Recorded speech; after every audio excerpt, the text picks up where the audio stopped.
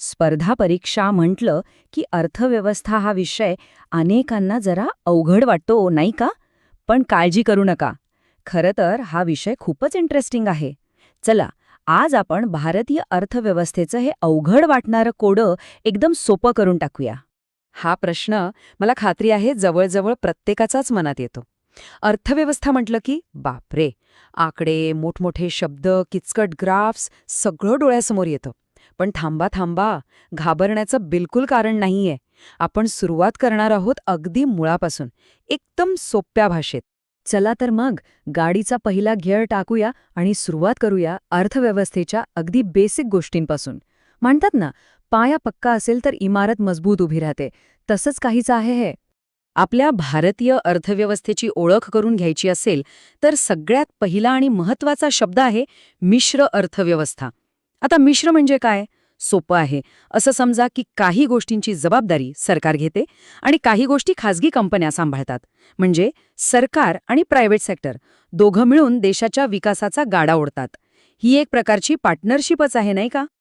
हे बघा, अगदी सोपं करून सांगतो. एका बाजूला आहे सरकारी क्षेत्र. उदाहरणार्थ आपली भारतीय रेल्वे किंवा देशाचं संरक्षण.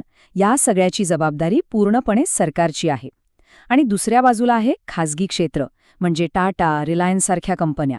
यांचा मुख्य उद्देश असतो नफा कमवणे. पण जेव्हा हे दोन्ही एकत्र येतात तेव्हाच आपल्या अर्थव्यवस्थेचं चक्र व्यवस्थित फिरतं. बरं, आता अर्थव्यवस्था कशी आहे हे कळलं. पण ती नक्की कशावर उभी आहे? जशी एखादी मोठी इमारत मजबूत खांबांवर उभी असते ना, अगदी तसंच आपल्या अर्थव्यवस्थेचे 3 मुख्य स्तंभ आहेत. चला बघूया कोणते आहेत ते. हे 3 स्तंभ आहेत: कृषी म्हणजे शेती, उद्योग म्हणजे इंडस्ट्री आणि तिसरं म्हणजे सेवा म्हणजे सर्व्हिसेस. आणि ह्यात एक गंमत आहे, बहुतेक देशांचा आर्थिक विकासाचा प्रवास याच क्रमाने होतो. आधी शेती, मग कारखाने आणि उद्योग आणि शेवटी सेवा क्षेत्र. हा क्रम लक्षात ठेवलाच पाहिजे. आता इथे एक खूप इंटरेस्टिंग गोष्ट आहे जी परीक्षेसाठी महत्वाची आहे. ती नीट समजून घेऊया. आजही आपल्या देशातले सगळ्यात जास्त लोक कोणत्या क्षेत्रात काम करतात? उत्तर आहे शेती. पण देशाच्या एकूण कमाईचा म्हणजे जीडीपीचा विचार केला तर सगळ्यात मोठा वाटा कोणाचा आहे? तर तो आहे उद्योग आणि सेवा क्षेत्राचा. म्हणजे मोठमोठे कारखाने, आयटी कंपन्या, बँका. थोडक्यात काय, एका बाजूला जास्त लोक काम करतात पण दुसऱ्या बाजूला जास्त पैसा तयार होतो. ओके, तर आता आपला बेस पक्का झालाय. आता वळूया काही महत्त्वाच्या संकल्पनांकडे. हे असे शब्द आहेत जे बातम्यांमध्ये आणि परीक्षेत सतत आपल्यासमोर येतात आणि आपल्याला कन्फ्यूज करतात. पण आता तसा होणार नाही. चला, एक एक करून त्यांना सोपं बनवूया. यातला पहिला आणि सगळ्यात फेमस शब्द म्हणजे जीडीपी. बातम्यांमध्ये तर हा शब्द सतत ऐकायला मिळतो, नाही का? पण जीडीपी म्हणजे नेमकं काय? अगदी सोपं आहे. एका वर्षात आपल्या देशाच्या हद्दीत जेवढ्या काही वस्तू आणि सेवा तयार होतात, मग ती कारखाना बनवलेली गाडी असो, छोटा बिस्किटाचा पुडा असो किंवा डॉक्टर वकिलांनी दिलेली सेवा, या सगळ्यांची एकूण किंमत म्हणजे जीडीपी. थोडक्यात हे आपल्या अर्थव्यवस्थेचं एक प्रकारचं रिपोर्ट कार्ड आहे. पुढचा शब्द तर आपल्या सगळ्यांच्या अगदी जवळचा आहे, महागाई, इन्फ्लेशन. याचा अर्थ काय? खूप सोपा आहे. विचार करा, गेल्या वर्षी 100 रुपयांनी जेवढ्या वस्तू येत होत्या तेवढ्याच आज येतात का? नाही ना. म्हणजेच आपल्या पैशाची खरेदी करण्याची ताकद कमी झाली. यालाच म्हणतात महागाई. आणि तिसरी महत्त्वाची संकल्पना आहे बेरोजगारी म्हणजे अनएम्प्लॉयमेंट. याची व्याख्या परीक्षेसाठी खूप महत्त्वाची आहे, त्यामुळे नीट लक्षात घ्या. जेव्हा एखाद्या व्यक्तीची काम करायची इच्छा आहे, क्षमताही आहे, पण तरीही तिला काम मिळत नाहीये, त्या स्थितीला बेरोजगारी म्हणतात. हा फक्त एक आकडा नाही, तर यावरून देशाचं सामाजिक आरोग्य कसं आहे हे सुद्धा कळतं. बरं, मग एक प्रश्न मनात येतो की एवढी मोठी अर्थव्यवस्था चालवतं कोण? याचं नियंत्रण कसं होतं?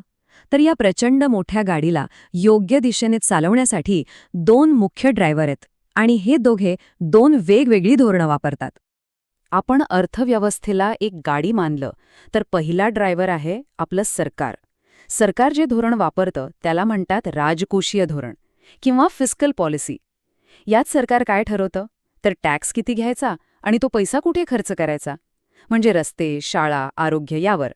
आणि दुसरा ड्रायव्हर आहे रिझर्व्ह बँक ऑफ इंडिया म्हणजे आरबीआय. आरबीआय वापरते चलनविषयक धोरण किंवा मॉनिटरी पॉलिसी. यात काय ठरतं तर कर्जावरचे व्याजदर किती असतील, बाजारात किती पैसा उपलब्ध असेल यासारख्या गोष्टी. आपल्या अर्थव्यवस्थेच्या प्रवासात काही महत्त्वाचे टप्पे आहेत.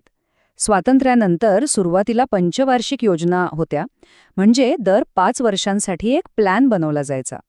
मग आला तो ऐतिहासिक 1991 सालचा टप्पा, जेव्हा LPG म्हणजेच उदारीकरण, खाजगीकरण आणि जागतिकीकरण सुधारणा झाल्या आणि भारतीय अर्थव्यवस्थेनं जगासाठी आपले दरवाजे उघडले. आणि आजचं युग तर मेक इन इंडिया आणि डिजिटल इंडियाचं आहे. चला, आता येऊया सगळ्यात महत्त्वाच्या भागाकडे. ही सगळी माहिती तर मिळाली, पण परीक्षेत याचा उपयोग कसा करायचा? परीक्षेसाठी काय लक्षात ठेवायचं? यासाठी काही खास टिप्स. हे 4 मंत्र नीट लक्षात ठेवा. पहिलं, प्रत्येक संकल्पनेची सोपी व्याख्या डोक्यात फिट करा. जसं मिश्र अर्थव्यवस्था बरोबर सरकारी प्लस खाजगी. दुसरं, महत्त्वाच्या आकड्यांसाठी छोटे नोट्स किंवा चार्ट्स बनवा. तिसरं, करंट अफेअर्सवर लक्ष ठेवा, खास करून जेव्हा बजेट येतं किंवा RBI काही घोषणा करते. आणि चौथं, सगळ्यात महत्त्वाचं, जेवढे शक्य होतील तेवढे MCQs सोडवा. प्रॅक्टिस, प्रॅक्टिस आणि प्रॅक्टिस. जर या सगळ्यातून एकच वाक्य लक्षात ठेवायचं असेल तर ते हे आहे: भारताची अर्थव्यवस्था 3 स्तंभांवर उभी आहे, कृषी, उद्योग आणि सेवा. हे त्रिसूत्र विसरू नका. अर्थव्यवस्थेचा अर्धा अभ्यास इथेच पूर्ण होतो. 1999च्या सुधारणांनी आपल्या अर्थव्यवस्थेचा चेहरामोहरा बदलून टाकला. आज आपण पुन्हा एकदा एका नव्या वळणावर उभे आहोत. विचार करा, पुढचा असा गेम चेंजर बदल कोणता असेल? तो टेक्नॉलॉजीमुळे येईल की पर्यावरणाशी संबंधित असेल की अजून काहीतरी वेगळंच? या प्रश्नावर नक्की विचार करा, आपल्या अभ्यासासाठी आणि देशाच्या भविष्यासाठी सुद्धा. All the best.